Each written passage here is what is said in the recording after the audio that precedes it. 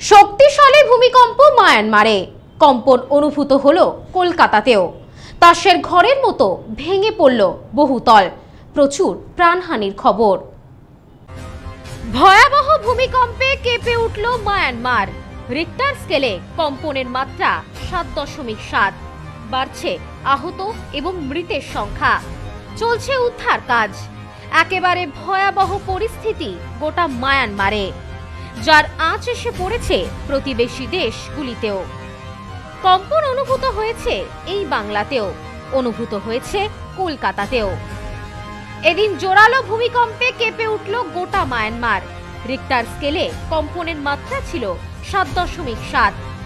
ভূমিকম্পে বিশাল বিশাল আকাশচুম্বী বাড়ি তাসের ঘরের মতো ভেঙে পড়ে। ভূমিকম্পের ব্যাপক প্রভাব পড়েছে ব্যাংককে। থাইল্যান্ডের রাজধানীতে ভূমিকম্পের পর আতঙ্কে শতাধিক মানুষ বাড়িঘর ছেড়ে রাস্তায় বেরিয়ে এসেছিলেন। মায়ানমারের এই ভূমিকম্পের প্রভাব থাইল্যান্ড ছাড়াও ভারত, বাংলাদেশ, চীন সহ একাধিক দেশে পড়েছে। অপেক্ষাকৃত উঁচু স্থানে অর্থাৎ বহুতলগুলিতে ভালোভাবে বোঝা গিয়েছে কম্পন। পৃথিবীর ক্রমাগত প্লেট টেকটনিক মুভমেন্টের ফলে একের পর এক ঝটকা অনুভূত হয়েছে। জাতীয় ভূকম্পন কেন্দ্রের মতে এর উৎপত্তিস্থল মায়ানমারের সাগাইং থেকে 16 কিলোমিটার উত্তর উত্তর পশ্চিমে। ভূমিকম্পটির উৎপত্তি 10 কিলোমিটার গভীরে। সূত্র মারফত জানা যাচ্ছে, ঘটনাটির পর আতঙ্কে বহু মানুষ বাড়ি ছেড়ে রাস্তায় এসে দাঁড়িয়েছে। প্রাণ বাঁচাতে বিভিন্ন প্রান্তে দৌড়ে পালিয়েছেন। পাশাপাশি বহুতল ফ্ল্যাট বাড়িগুলি থেকে বহু মানুষজনকে বের করে নিয়ে আসা হয়েছে। বহু মানুষ আহত হয়েছে এবং বেশ কিছু মানুষের মৃত্যু হয়েছে। তবে এখনো পর্যন্ত আহত এবং মৃতের সঠিক সংখ্যা ঠিক কত তা জানা যায়নি। পরিস্থিতি এখনো হাতের বাইরে বলেই জানিয়েছে স্থানীয় সংবাদ সংস্থা। জানা যাচ্ছে, মায়ানমারের রাজধানীর সবথেকে বড় সরকারি হাসপাতালের ইমার্জেন্সি ওয়ার্ডের বাইরে এখনো শয়ে শয়ে জখম মানুষ চিকিৎসার জন্য পড়ে রয়েছেন। হাজার হাজার বেডের ওই হাসপাতালের চারধারে জখমদের চিৎকার শোনা যাচ্ছে এবং পরিজনরা ছোটাছুটি করছেন। ইতিমধ্যেই সমাজ মাধ্যমে মায়ানমার এবং ব্যাংকক সহ বিভিন্ন জায়গার ভূমিকম্পের ছবি এবং ভিডিও ভাইরাল হয়ে যাচ্ছে, যেখানে দেখা যাচ্ছে তাসের ঘরের মতন হুড়মুড়িয়ে ভেঙে পড়ছে বহুতল বাড়িগুলি।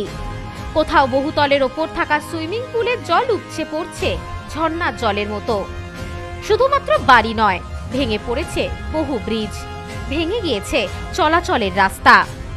জানা গেছে, কম্পনের সঙ্গে সঙ্গে গোটা ব্যাংককে বন্ধ করে দেওয়া হয়েছে মেট্রো ও রেল পরিষেবা। ভিয়েতনামের হানই ও হোচিমিন শহরেও অনুভূত হয় জোরালো কম্পন। এদিকে তড়িঘড়ি জরুরি প্রশাসনিক বৈঠক ডাকেন থাইল্যান্ডের প্রধানমন্ত্রী পেতংতান সিয়ানত্রা। এরপর ব্যাংককে জরুরি অবস্থার ঘোষণা করেন। এদিকে ভূমিকম্প পরবর্তী পরিস্থিতি নিয়ে উদ্বিগ্ন ভারতের প্রধানমন্ত্রী নরেন্দ্র মোদী। এক্স হ্যান্ডেলে পোস্টে তিনি জানান, মায়ানমার ও থাইল্যান্ডের ভূমিকম্প নিয়ে উদ্বিগ্ন।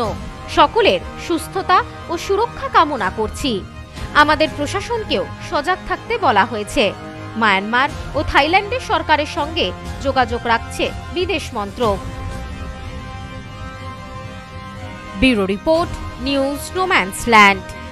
রাজ্যের মুখ্যমন্ত্রী মাননীয়া শ্রীমতী মমতা বন্দ্যোপাধ্যায়ের ভাবনায় জাতি ধর্ম নির্বিশেষে সমৃদ্ধির মেলা বনগাঁ উৎসব 2025 বনগাঁ খেলাঘর ময়দান, রূপসী বাংলা মেলা নগরে, বিশ্ব বাংলা মঞ্চ। 18ই মার্চ থেকে 18ই এপ্রিল পর্যন্ত প্রতিদিন থাকছে নানা অনুষ্ঠান। বিভিন্ন প্রতিযোগিতামূলক অনুষ্ঠান তো থাকছেই, সাথে অনুষ্ঠান পরিবেশন করবেন স্থানীয়দের পাশাপাশি বিভিন্ন খ্যাতনামা শিল্পীরা। এছাড়াও মেলা প্রাঙ্গণ জুড়ে থাকছে রকমারি স্টল, শিশুদের জন্য ফান স্টেশন। মেলার দিনগুলিতে আপনাদের উপস্থিতি ও সহযোগিতা একান্ত কাম্য। আমন্ত্রণে বনগাঁ পৌরসভা।